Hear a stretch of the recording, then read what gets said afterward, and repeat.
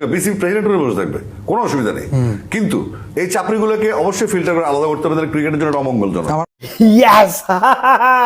আসিফ ভাই is one of the best guy, ঘাড়তলা পরিচালক বিসিবিতে।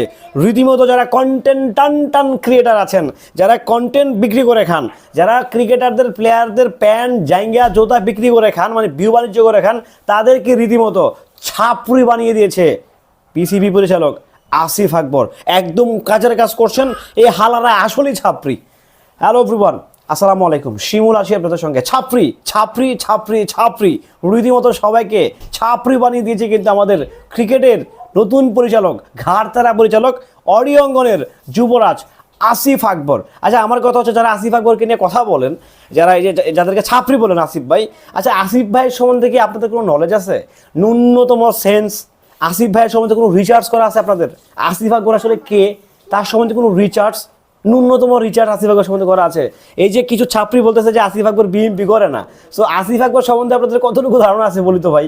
আসিফ আকবরের ক্যারিয়ার যখন রমরমা একদম তুঙ্গে, তখন আওয়ামী লীগ সরকার ক্ষমতায় আসে। তখন ক্ষমতায় আসার পরে কিন্তু আসিফকে রীতিমতো বসিয়ে দেওয়া হয়।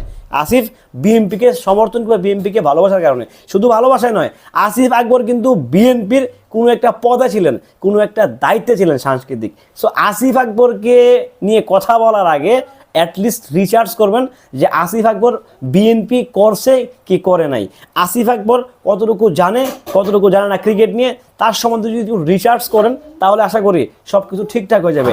এই একমাত্র শিল্পী বাংলাদেশের যে হচ্ছে ক্রিকেটের থিম সং গাইছিল বেশ সাবাস বাংলাদেশ, সেই আসিফ আকবরকে নিয়ে যখন উল্টাপাল্টা বিবৃতি ছড়াচ্ছেন, উল্টাপাল্টা নিউজ দিচ্ছেন, কিছু তার ছিঁড়া কিছু লোক দেখলেই আমার কাছে পাগল মনে হয়, এগুলো দেখলেই মনে হয় এগুলো টোকাই। হ্যাঁ, তো তাদেরকে নিয়ে যে কথা বলতেছেন, আসিফ ভাইকে নিয়ে কোনো নলেজ আছে? এনি আইডিয়া আসিফ আকবর সম্বন্ধে আপনাদের কোনো নলেজ? 0%। আছে কি? নাই তো। থাকলে তো আসলে আসিফ আকবরকে নিয়ে কথা বলার সাহস পেতেন না, সেই দুঃসাহস হতে থাকে। আসিফ আকবর হচ্ছে আমি যতটুকু জানি বিএনপি পরিবারের একজন সদস্য, শুধু সদস্য না, সক্রিয় একজন সদস্য। সে একটা দায়িত্বে ছিলেন বিএনপির। ওকে, সে এখনও মনে প্রাণে বিএনপিকে ভালোবাসে। দেশনেত্রী বেগম খালেদা জিয়া যখন পৃথিবীর মায়ের ত্যাগ করে ওপারে চলে যান, ঠিক সুখ বয়ে কিন্তু সবার আগে আসিফ আকবর স্বাক্ষর করতে যায় ক্রিকেট থেকে। ওকে, সো আসিফ আকবর কে সেটাকে জান তোরা। আসিফ আকবর সম্বন্ধে রিসার্চ কর যে কে সেই আসিফ আকবর। আসিফ আকবর যেন ব্যক্তি না।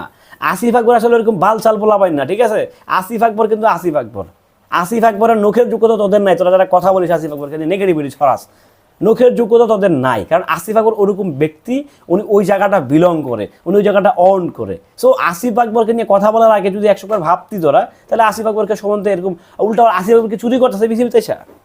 আসিফ আকবরকে চোর, ডাকাই, আসিফ আকবরকে ফকিন্নির পোলাপাইন, টোকাই নাকি? রাস্তাঘাটে টোকাই আসিফ আকবর? হঠাৎ করে দেশের পরিবর্তন হয়েছে, আসিফ আকবর হঠাৎ করে বিসিবির চেয়ারে এসে বসে পড়ছে।